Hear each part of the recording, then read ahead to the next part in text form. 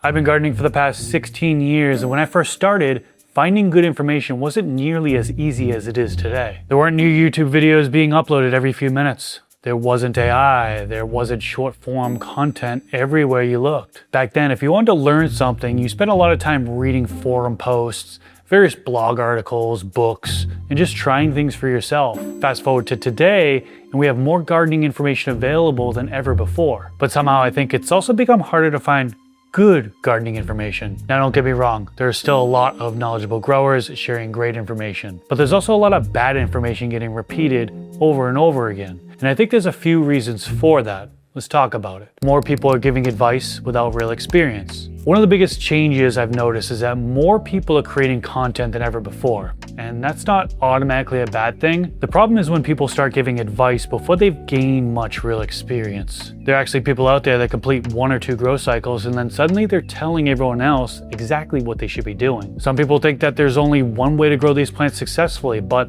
there's not. There are multiple ways that you can grow these plants successfully. Also, just because something worked once doesn't mean it's going to work every time. One successful grow doesn't make someone an expert, and sadly we have a lot of people who are fake, pretending like they have more experience than they actually do, and it hurts other people's gardens when that advice is taken and ends up being bad. So be cautious when following people's advice online and try things out on your own if you'd like. It's fun to try new ways, and a lot of the best lessons I've learned came from making mistakes over the years. Advice gets repeated without being verified. This is probably the biggest issue I see. Someone says something online, other people repeat it, then more people repeat it, then after a while growers start accepting it as fact.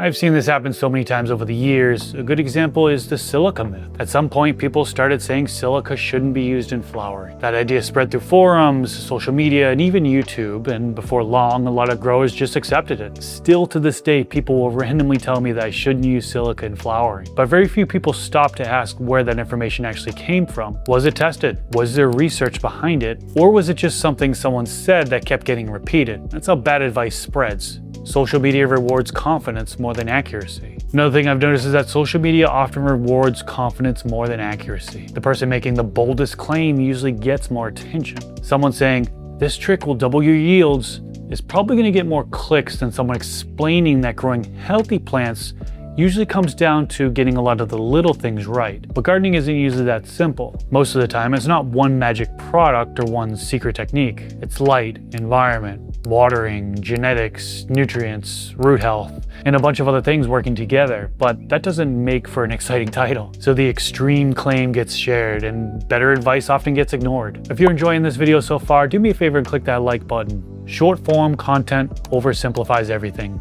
Short form content has made this even worse.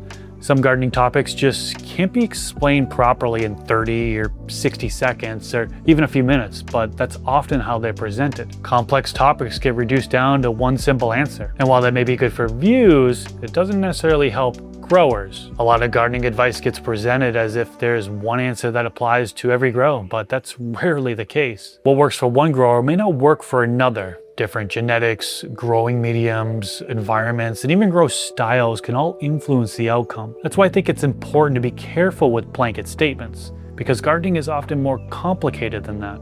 People spend more time watching than growing. This one might be a little controversial, but over the years I've noticed that some growers spend a lot of time researching and not as much time actually growing. They're constantly looking for the next video, the next article, the next opinion, and sometimes that just leads to information overload. Some of the biggest lessons I've learned came from simply growing plants, making mistakes, and paying attention to the results. Don't get me wrong, research is important and there's a lot you can learn from other growers, but eventually you have to take that information and apply it. In my experience, that's where the real learning starts to happen. If you're enjoying this type of content, click that subscribe button if you haven't already. I've got a lot more videos like this coming up. I don't think gardening advice is getting worse because everyone has bad intentions.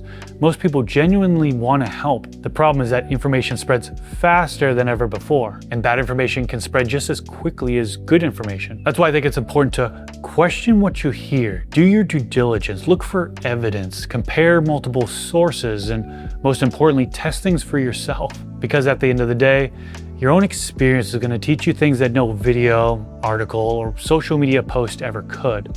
What do you think? Do you think gardening advice has gotten better or worse over the years?